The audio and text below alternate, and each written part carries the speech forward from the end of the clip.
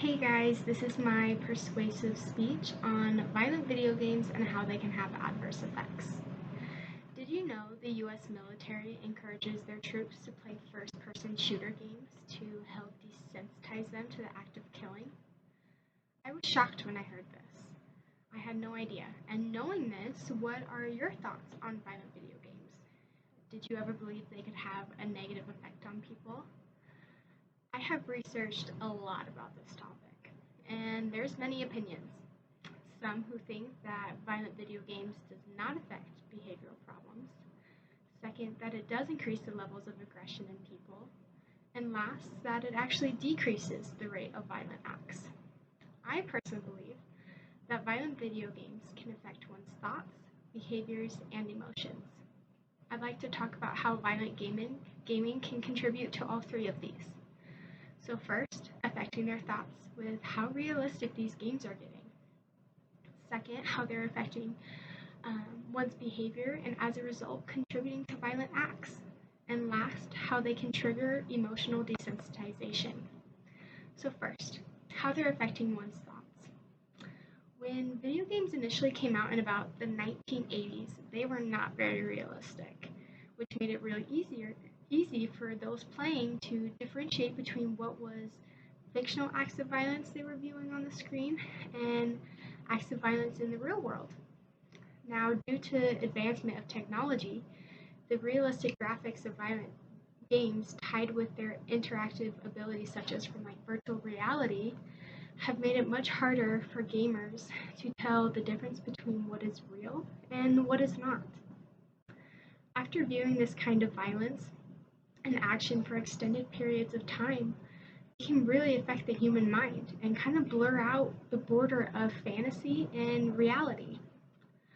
I think it's really important to understand this because over 90% of people in the world today play video games, and over 85% of those video games have violent content. Second, how they are affecting one's behavior and as a result contributing to violent acts. The long hours children spend playing violent video games teach them to solve problems with aggressive behavior and make them fearful of a world that seems to be marked by aggression and brutality, states Dr. William Sears. Now, Dr. Whitney DeCamp, a professor in the Department of Sociology at Western Michigan University, and Christopher Ferguson, co-chair of psychology at Stetson University in Florida, explained that in 2005, Senator Hillary Clinton declared, "Playing violent video games is to an adolescent's violent behavior what smoking tobacco is to lung cancer." I thought this was really powerful because it explains how incredibly dangerous it can be for an adolescent who is already aggressive to become much more aggressive and potentially dangerous due to violent gaming. This debate sparked many politicians following tragic mass shootings by youth, such as the 2012 Sandy Hook shooting when 20-year-old Adam Lanz, who shot and killed his mom in their own home, and then traveled to the local school where he shot and killed 20 children and 6 adults before taking his own life. The Columbine High School shooting in 1999 and the movie theater shooting in Aurora, Colorado, and in other massacres had this in common, says Benedict Carey from the article Shooting in the Dark. They were video gamers who seemed to be acting out some dark digital fantasy. It was as if all the exposure to computerized violence gave them the idea to go on this rampage, or at least fueled their urges.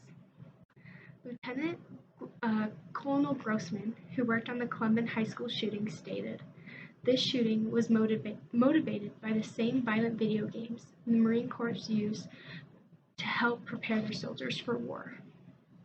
This caused people to wonder if violent video games, the tool to help soldiers prepare for war, were having adverse effects on the youth. And I'd like to make known one thing. My intent is not to persuade you that violent video games are the result of school shootings. I believe school shootings are aggressive behavior initiated by aggressive thoughts. Thoughts that some people may get from violent gaming. However, none of these extreme acts of violence, such as school shootings, occur because of one risk factor. There's multiple risk factors. Such aggressive behavior can arise due to feeling alone, an unhealthy home environment, being bullied, and most important, some who struggle with a mental illness, and it's really important to keep that in mind. Last, how the effects of violent gaming can lead to the trigger of emotional desensitization.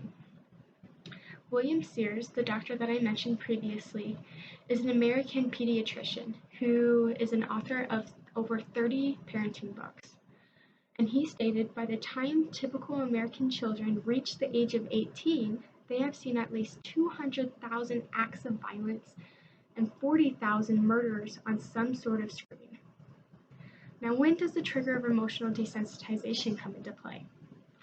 Desensitization, in the Journal of Experimental Social Psychology, defines it as showing less physiological arousal to violence in the real world after exposure to video game violence in the virtual world.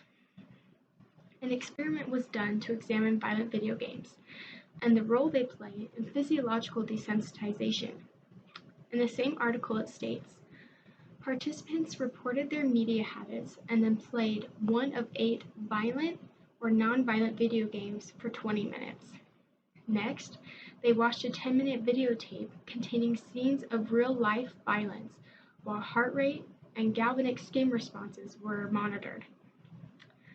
Participants who previously played a violent video game had lower heart rate and GSR while viewing filmed real violence, demonstrating a physiological desensitization. I personally found this study very interesting because if you think about it, stuff like this happens all around us on a daily, just in different scenarios. So for instance, I work at a women's clinic, and some people may think, oh, how do you work in that environment? Me, it's the norm. It's what I'm used to.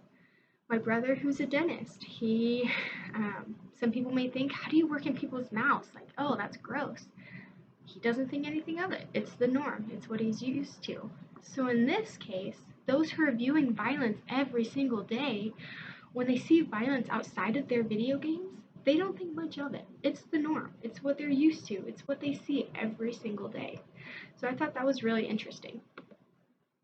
Now, military soldiers who are not on active duty are encouraged to play first-person shooter games to help continue their combat training.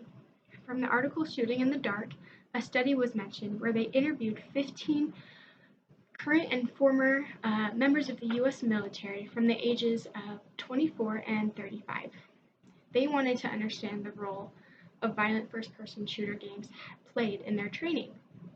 Many said that it was important to stay in the mindset of a soldier even when not on duty, and these first-person shooter games were the perfect way of doing that.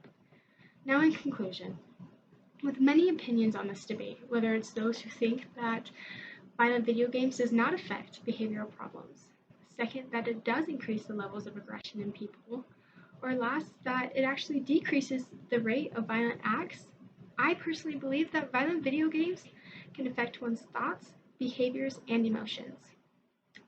I don't believe every person who plays video games are going to be aggressive, nor do I believe that those who are aggressive play violent video games. But like I said, I believe they can lead to adverse effects. And Dr. Anderson from the article Shooting in the Dark mentioned or stated it perfectly. At the very least, parents should be aware of what's in the games their kids are playing. And think of it from a socialization point of view.